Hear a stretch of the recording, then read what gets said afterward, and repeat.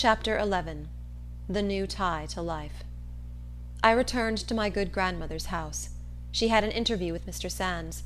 When she asked him why he could not have left her one ewe lamb, whether there was not plenty of slaves who did not care about character, he made no answer, but he spoke kind and encouraging words. He promised to care for my child, and to buy me, be the conditions what they might. I had not seen Dr. Flint for 5 days. I had never seen him since I made the avowal to him.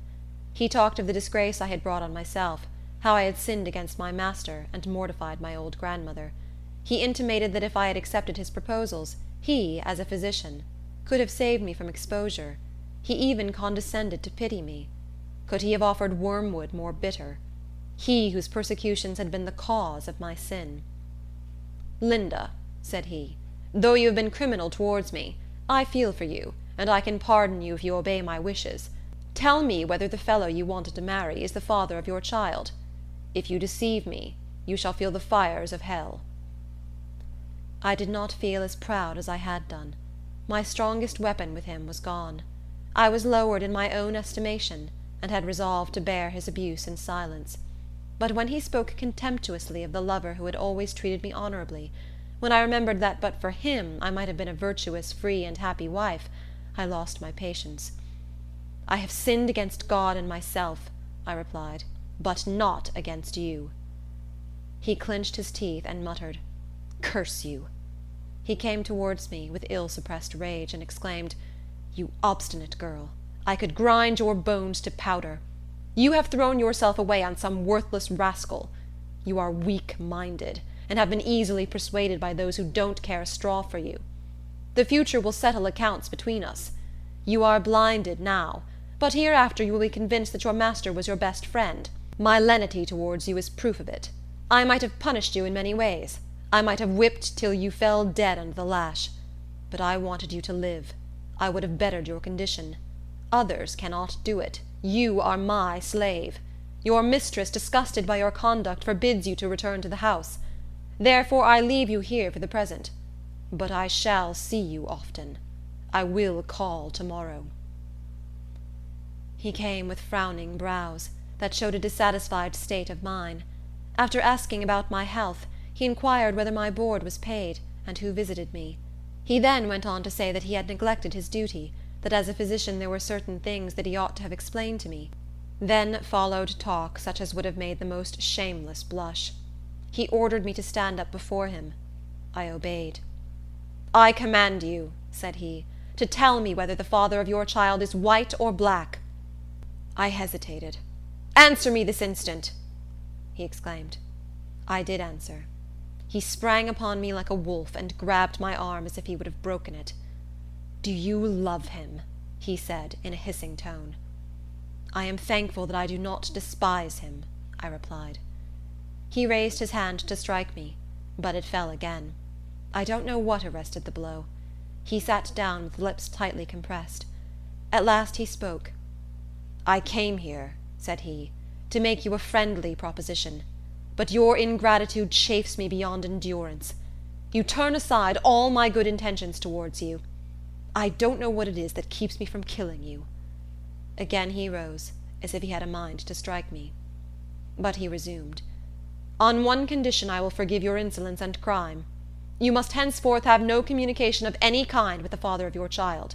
You must not ask anything from him, or receive anything from him. I will take care of you and your child. You had better promise this at once, and not wait till you are deserted by him. This is the last act of mercy I shall show towards you." I said something about being unwilling to have my child supported by a man who had cursed it, and me also. He rejoined that a woman who had sunk to my level had no right to expect anything else. He asked for the last time, would I accept his kindness? I answered that I would not. "Very well," said he. "Then take the consequences of your wayward course. Never look to me for help. You are my slave, and shall always be my slave. I will never sell you. That you may depend upon." Hope died away in my heart as he closed the door after him. I had calculated that in his rage he would sell me to a slave trader, and I knew the father of my child was on the watch to buy me. About this time my uncle Philip was expected to return from a voyage. The day before his departure I had officiated as bridesmaid to a young friend. My heart was then ill at ease, but my smiling countenance did not betray it. Only a year had passed, but what fearful changes it had wrought! My heart had grown gray in misery. Lives that flash in sunshine, and lives that are born in tears, receive their hue from circumstances. None of us know what a year may bring forth. I felt no joy when they told me my uncle had come. He wanted to see me, though he knew what had happened. I shrank from him at first, but at last consented that he should come to my room. He received me as he had always done. Oh, how my heart smote me when I felt his tears on my burning cheeks. The words of my grandmother came to my mind. "Perhaps your mother and father are taken from the evil days to come." My disappointed heart could now praise God that it was so. But why, thought I, did my relatives ever cherish hopes for me? What was there to save me from the usual fate of slave girls? Many more beautiful and more intelligent than I had experienced a similar fate, or a far worse one. How could they hope that I should escape? My uncle's stay was short, and I was not sorry for it. I was too ill in mind and body to enjoy my friends as I had done. For some weeks I was unable to leave my bed. I could not have any doctor but my master, and I would not have him sent for. At last, alarmed by my increasing illness, they sent for him. I was very weak and nervous, and as soon as he entered the room, I began to scream. They told him my state was very critical. He had no wish to hasten me out of the world, and he withdrew. When my babe was born, they said it was premature. It weighed only 4 pounds, but God let it live. I heard the doctor say I could not survive till morning. I had often prayed for death, but now I did not want to die, unless my child could die too. Many weeks passed before I was able to leave my bed. I was a mere wreck of my former self. For a year there was scarcely a day when I was free from chills and fever. My babe was also sickly. His little limbs were often racked with pain.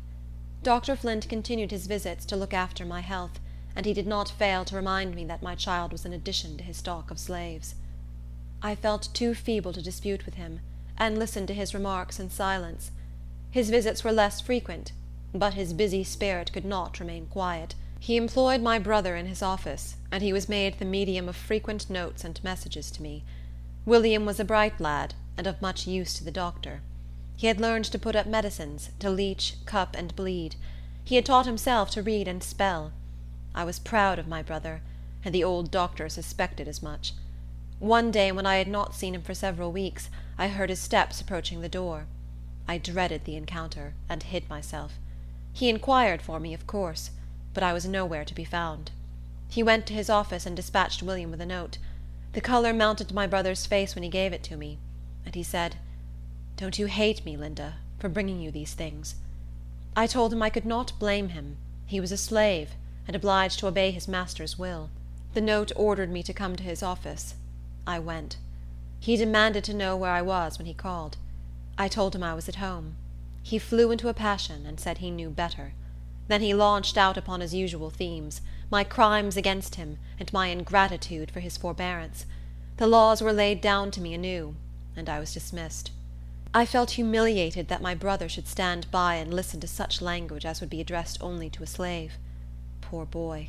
He was powerless to defend me, but I saw the tears which he vainly strove to keep back. The manifestation of feeling irritated the doctor. William could do nothing to please him. One morning he did not arrive at the office so early as usual, and that circumstance afforded his master an opportunity to vent his spleen. He was put in jail. The next day my brother sent a trader to the doctor, with a request to be sold. His master was greatly incensed at what he called his insolence.